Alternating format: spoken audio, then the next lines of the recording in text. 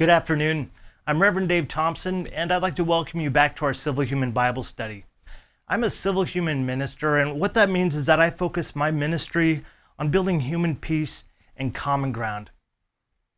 So what I'm trying to do with these scriptures is to make sure that I'm doing that with basically two foundations.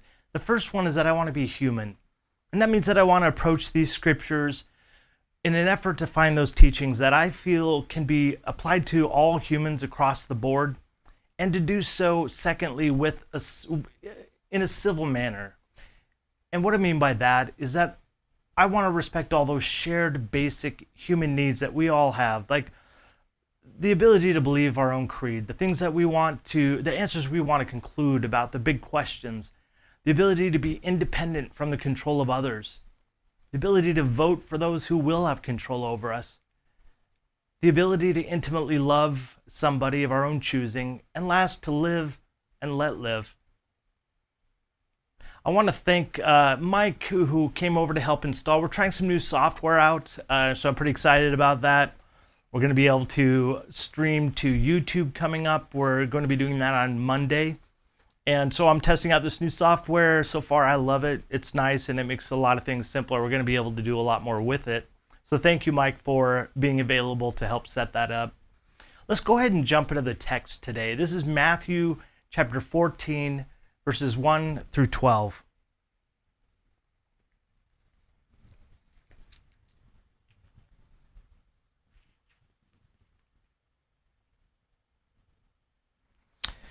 Starting with verse 1. At that time, Herod the Tetrarch heard the report about Jesus and said to his servants, "This is John the Baptist. He is risen from the dead, and therefore these powers are at work in him." For Herod had laid hold of John and bound him and put him in prison for the sake of Herodias, his brother's wife.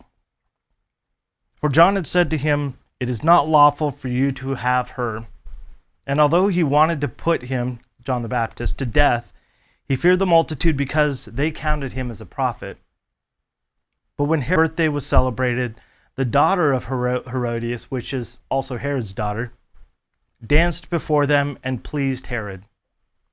Therefore he promised with an oath to give her whatever she might ask. So she, having been prompted by her mother, said, "Give me John the Baptist's head here on a platter." And the king was sorry. Nevertheless, because of the oaths and because of those who sat with him at the table, he commanded it to be given to her. So he sent and had John beheaded in prison, and his head was brought on a platter and given to the girl, and she brought it to her mother. Then the disciples came and took away the body and buried it and went and told Jesus.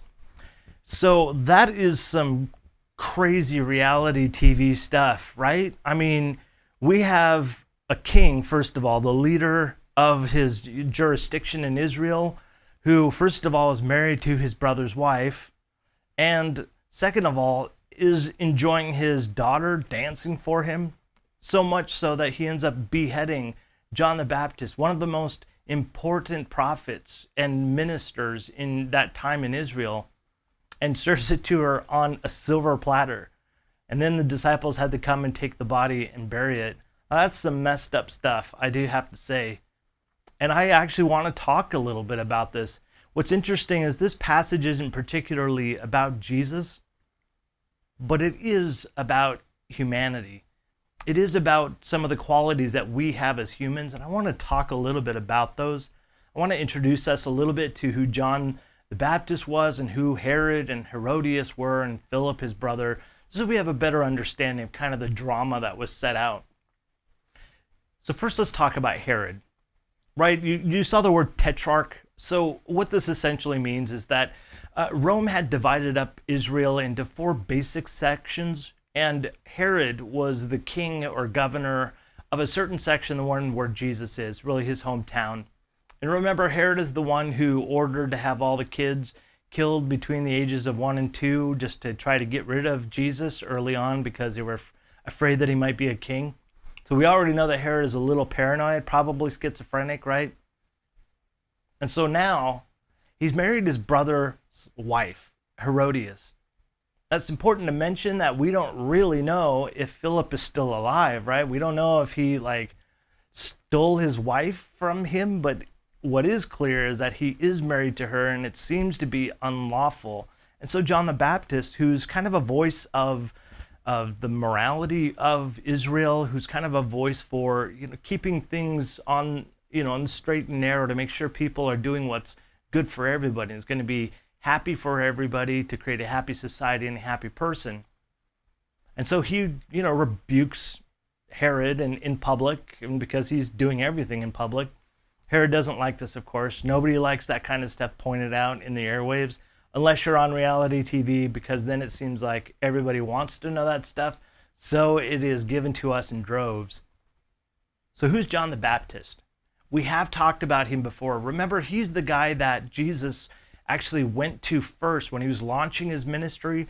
Matthew, the guy who wrote this, told us the story of John, who's this like kind of a little kooky of a prophet, guy, minister who lives out in the wilderness, and he eats locusts and honey, and locusts are like grasshoppers.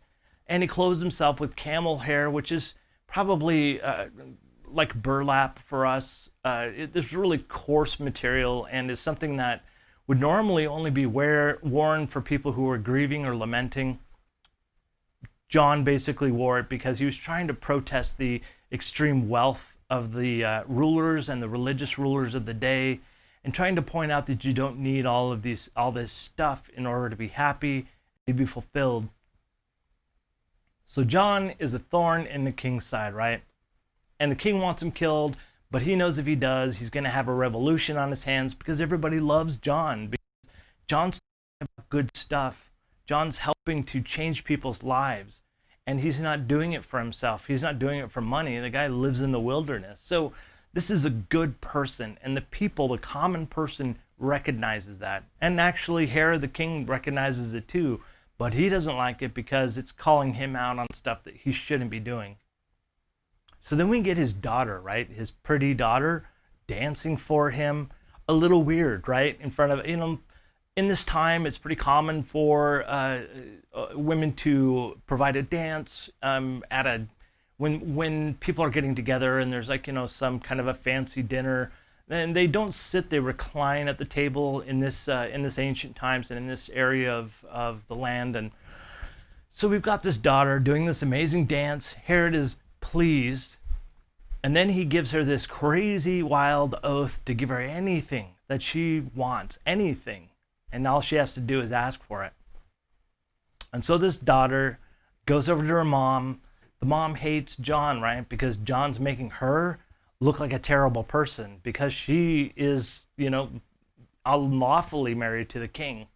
And so she says, ask for John the Baptist's head on a platter, which is pretty crazy, right? I mean, it's one thing to just kill a person, but to put his head on a platter and serve it up for the company, that's a little extreme. So she does it. She asked for that, and the king, because he had given this oath in front of everybody, evidently thinks that saving face is more important than, you know, somebody's life. So he kills John, puts the head on a platter, gives it to Herodias' daughter, and then the disciples come, the disciples of John, that is, and they take John away and off to some place where they can bury him, and they tell Jesus about this, it says.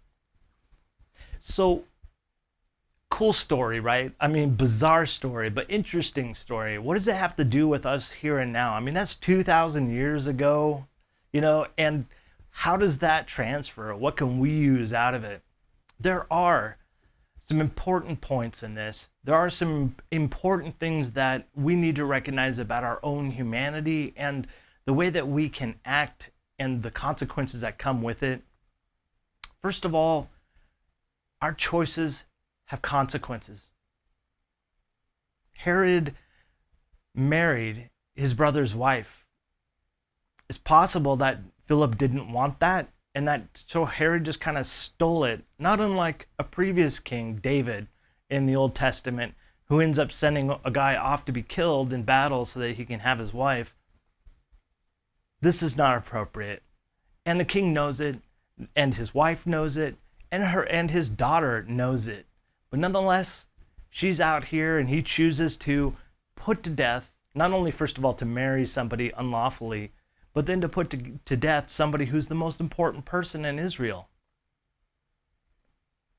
When we make choices, we can choose to either have good consequences for good choices or bad consequences for bad choices. Sometimes we don't know what the consequence is going to be until we get there. Sometimes we think something's going to have a better consequence than the one that we have currently. And sometimes we just end up getting a whole bunch of terrible things happening to us, and we learn from that.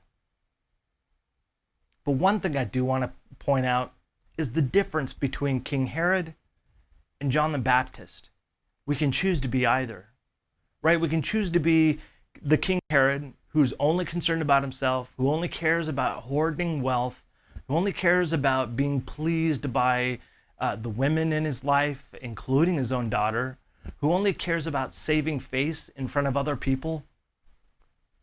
And then we have John, somebody who throws the idea of wealth out and is a simple person and dresses in simple clothes, who does not lash out, doesn't kill people. He is self-restrained, just like the virtue that Jesus teaches. He's humble.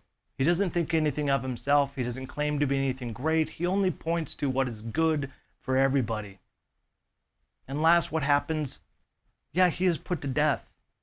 But the cost of that to the king is insurmountable. It'll be the end of him when it comes to the people, because the people know.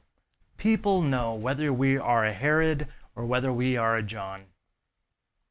The other thing I want to point out that maybe isn't obvious, but I do want to bring it forward and talk about it, because it's something that we are wrestling with, even in our own country, in the U.S., where I'm at. The question is whether or not the human individual should be able to be independent from control, or if they should fall under the control of somebody.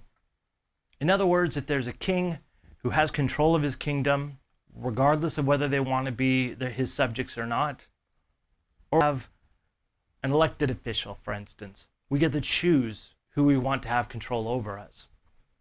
The problem with over here, something that is a part of our human nature and is part of what we've done throughout history, and we've kind of keep repeating these processes because we forget every generation, right? We start new, the kids don't know anything, and we have to teach them all the things that we've learned.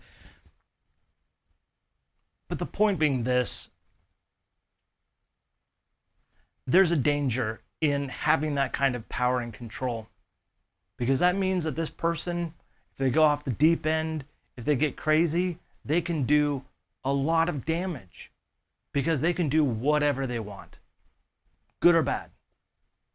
Over here, we can kick him out or her out if they choose to be. I just wanted to bring that forward and relay that information, something to think about in these days. I hope this has been, helpful for you. It's been a little off, it's a bit of a sidebar from our regular conversation about Jesus. But I think that Matthew, who wrote this book in the first century, one of the first disciples of Jesus, he put this in there to make a point of the fact of the abuse of power and the consequence of poor choices. And I know if you're going through, we all go through times where we've made poor choices, and we have to try to make the best choices that we're out of the sometimes not great choices that we have in life. Those are difficult. Sometimes we don't know till we get there, the benefit or the cost. But we keep trying to make better choices. I want to thank you for joining me today.